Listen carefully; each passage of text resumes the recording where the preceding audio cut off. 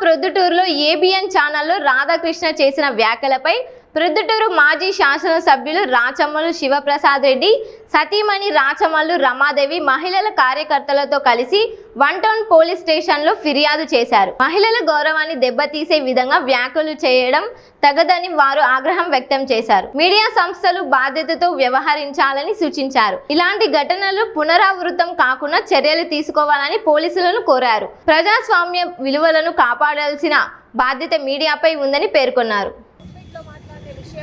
మీకు అప్పుడు కూడా చెప్పినాను స్టేషన్కి వచ్చి కేసు పెట్టాలని. ఇప్పుడు స్టేషన్కి వచ్చినాము, స్టేషన్ దగ్గర నుంచి మాట్లాడుతున్నాను మీ అందరితో. స్టేషన్లో మాకు కంప్లైంట్ అయితే ఇచ్చినాము. అతను సానుకూలంగానే స్పందించినారు. బాగా మేము చేస్తామమ్మా అన్నారు. చూడాలా ఏం చేస్తారు, ఎట్లా దీన్ని తీసి పక్కన పడేస్తారా, పైనుంచి ఒత్తిడి వస్తుందా అని.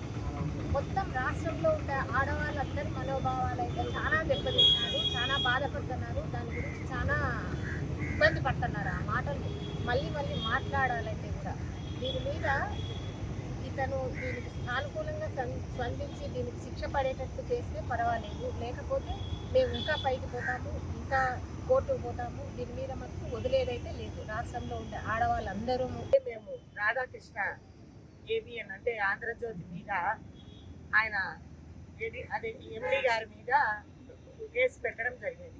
వన్ టౌన్ సిఐ గారి పట్టు సానుకూలంగా మా మహిళల పట్ల ఏదైతే జరిగిందో అది చక్కగా రమాదేవి గారు వివరించినారు.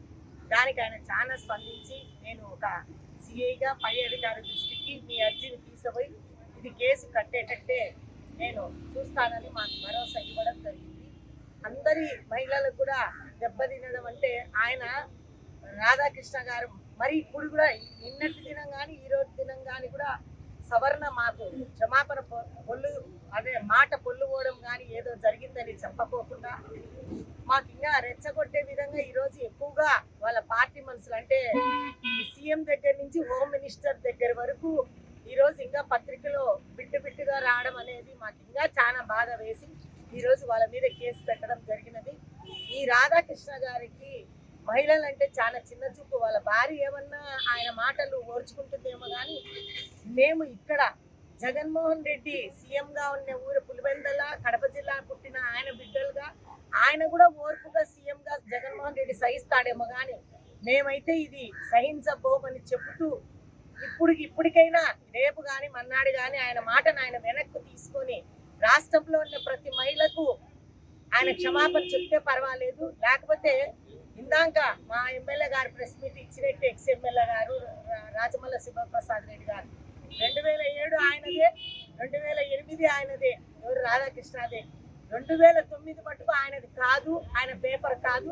ఇంతటితో ఆయన మహిళలందరూ భూస్థాపితం చేస్తామని ఆయనను భూమిలోకి అణగదొక్కుతామని ఇది మేమందరం ప్రెస్ మీట్ ద్వారా గుణపాఠం చెప్తామని 2029లో ఆయన గుణపాఠం ఖచ్చితంగా మహిళలమే చెప్తాము, మా ఉసురు ఊరికే పోదనేది ఆయన గుర్తు పెట్టుకోవాలా. గుర్తు పెట్టుకొని రేపు మన్నాడు ఆయన క్షమాపణ చెప్తే పర్వాలేదు. 2009లో అయితే ఆయన 29లో భూస్థాపితం చేస్తామని మేము ప్రెస్ ద్వారా తెలియజేసుకుంటున్నాం.